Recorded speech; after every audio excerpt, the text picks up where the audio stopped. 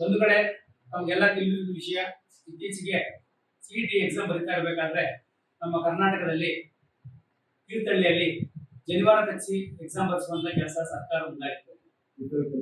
ಈ ಒಂದು ಕೃತ್ಯವನ್ನ ನಾವು ಖಂಡಿಸ್ತೀವಿ. ಕಾರಣ ಇಷ್ಟೇನೆ, ಈ ಹಿಂದೆ ಸರ್ಕಾರ ಹಿಂದೂಗಳ ಮೇಲೆ ದಮನ ಮಾಡುವಂತ ಕೆಲಸ ಸುಮಾರು ಸಾರಿ ಮಾಡಿದೆ. ನಮ್ಗೆ ಗೊತ್ತಿರ್ಬೋದು, ಮಾಧ್ಯಮಗಳು ನೋಡಿರ್ಬೋದು, ತಾಳಿ ತೆಗೆಸುವಂತ ಕೆಲಸ ಇದೆ, ಮೂಗ್ಬಟ್ಟು ತೆಗೆಸುವಂತ ಕೆಲಸ ಇದೆ, ಕಿವಿಗೊಳ ತೆಗೆಸುವಂತ ಕೆಲಸ ಇದೆ. ಈ ರೀತಿ ಹಿಂದೂ ಧಾರ್ಮಿಕ ಭಾವನೆಗಳ ಮೇಲೆ ಸದಾ ಗದ ಪ್ರಹಾರ ಮಾಡ್ತಾ ಇದೆ ಸರ್ಕಾರ. ಯಾಕೆಂದ್ರೆ ಹಿಂದೂಗಳು ಹೋರಾಟ ಮಾಡ್ತಾ ಇಲ್ಲ ಅನ್ನುವಂತ ಒಂದು ಕಾರಣಕ್ಕೆ ಏನೋ ಸರ್ಕಾರ ಈ ರೀತಿ ಮಾಡ್ತಾ ಗೊತ್ತಾಗ್ತಾ ಇಲ್ಲ. ಹಾಗಾಗಿ ನಾವೇನ್ ಮಾಡ್ತಿದ್ವಿ, ನಮ್ಮ ಜನಿವಾರ ಕೈ ಹಾಕಿದಾಗ ನಾವು ಬ್ರಾಹ್ಮಣರು ಸುಂದರಕ್ಕೆ ಸಾಧ್ಯವೇ ಇಲ್ಲ. ಹಾಗಾಗಿ ಜನಿವಾರ ಬರೀ ಬ್ರಾಹ್ಮಣರು ಒಬ್ಬರೇ ಧಾರಣ ಮಾಡೋದಿಲ್ಲ. ನೋಡಿ, ಇಲ್ಲಿ ನಾವು ನೋಡಿರ್ಬೋದು, ಆರ್ಯವೈಶ್ಯ ಸಮಾಜದವರು ಬಂದಿದ್ದಾರೆ, ಮತ್ತು ಜಟಿಕ ಸಮಾಜದವರು ಬಂದಿದ್ದಾರೆ, ಮತ್ತು ಶ್ರೀ ವೈಷ್ಣವ ಸಮಾಜದವರು ಬಂದಿದ್ದಾರೆ, ಈ ರೀತಿ ವಿಶ್ವಕರ್ಮ ಸಮಾಜದವರು ಬಂದಿದ್ದಾರೆ. ಈ ರೀತಿ 10 ಹಲವಾರು ಸಮಾಜದವರು ಬಂದು ಒಂದೇ ವೇದಿಕೆಯಲ್ಲಿ ನಿಂತ್ಕೊಂಡು ಹೋರಾಟ ಮಾಡ್ತಿದ್ದಾರೆ.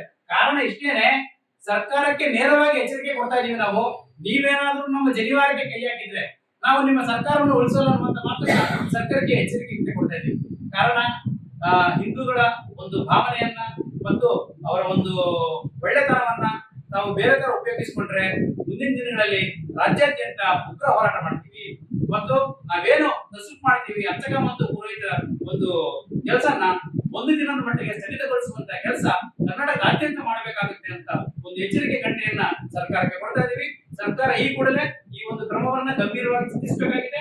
ಈಗ ಆಲ್ರೆಡಿ 3 ಜನ ಸಚಿವರು ನಮಗೆ ಭರವಸೆಯನ್ನು ಕೊಟ್ಟಿರ್ತಾರೆ. ಸುಧಾಕರ್ ಅವರು ಕೊಟ್ಟಿದ್ದಾರೆ, ಮತ್ತೆ ಮಧು ಬಂಗಾರಪ್ಪನವರು ಕೊಟ್ಟಿದ್ದಾರೆ. ಈಶ್ವರ್ ಖಂಡ್ರೆ ಅವರು 24 ಗಂಟೆ ಒಳಗೆ ವರದಿ ತರಿಸ್ಕೊಳ್ತೀವಿ.